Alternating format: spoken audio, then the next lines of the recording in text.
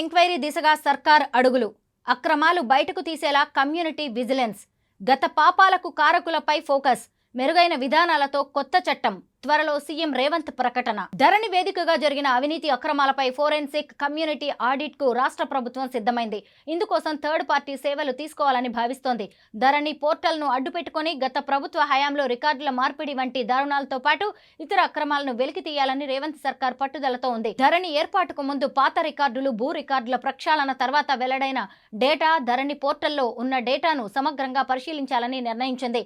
ధరణి portal వల్ల తలెత్తే సమస్యలను పరిష్కరించడంపై ఇప్పటికే రేవంత్ సర్కార్ దృష్టి సారించింది. వివిధ శాఖల అధికారులు, ప్రజాప్రతినిధులు, రైతు సంఘాలతో మాట్లాడిన ధరణి కమిటీ తుది నివేదికను సిద్ధం చేసింది. ఈ ముసాయిదా కాపీనే కొత్త చట్టంగా ఆమోదించబోతున్నట్టు సమాచారం.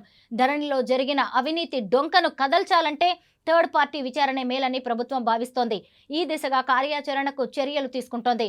పాత కొత్త రికార్డులను పరిశీలిస్తోంది. ధరణి ఎవరి చేతుల్లో ఉంది, ఎవరి ఆదేశాలతో రికార్డులు తారుమారు చేశారు అనే అంశాలను తెలుసుకునే పనిలో పడింది. తద్వారా పేదల భూములకు రక్షణ లభిస్తుందని, కొత్త చట్టానికి ఉత్తమ మార్గం ఏర్పడుతుందనే అభిప్రాయంలో ప్రభుత్వం ఉంది. ధరణి వల్ల లక్షలాది ఎకరాలు అక్రమార్కుల చేతుల్లోకి వెళ్లాయని, ఇష్టారాజ్యంగా భూ రికార్డులను మార్చివేశారని, తమకు అనుకూలంగా ప్రొహిబిటెడ్ లిస్టును మార్చి నిషేధిత జాబితాలోని భూములను కొల్లగొట్టారనే ఆరోపణలు వెల్లువెత్తుతున్నాయి. పేదలు, సామాన్యుల భూములు అనేక వివాదాల్లో కూరుకుపోయాయి.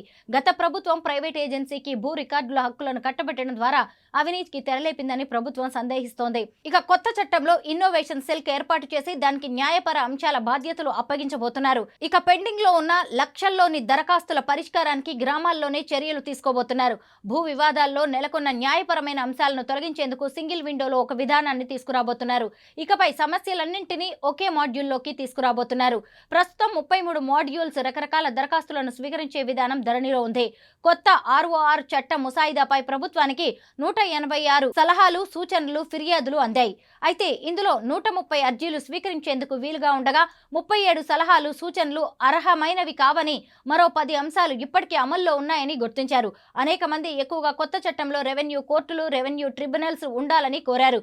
భూధార్ కార్డులపై కూడా అనేక అనుమానాలు వ్యక్తం చేస్తున్నారు.